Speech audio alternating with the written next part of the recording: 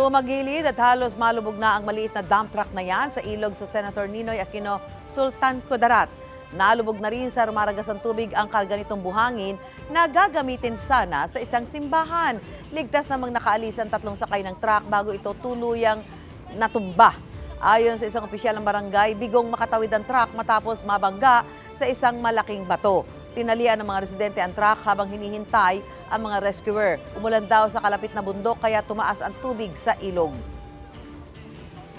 Mga kapuso, para una ka sa mga balita, mag-subscribe sa GMA Integrated News sa YouTube. Sa mga kapuso abroad, subaybayan niyo po kami sa GMA Pinoy TV at sa www.gmanews.tv.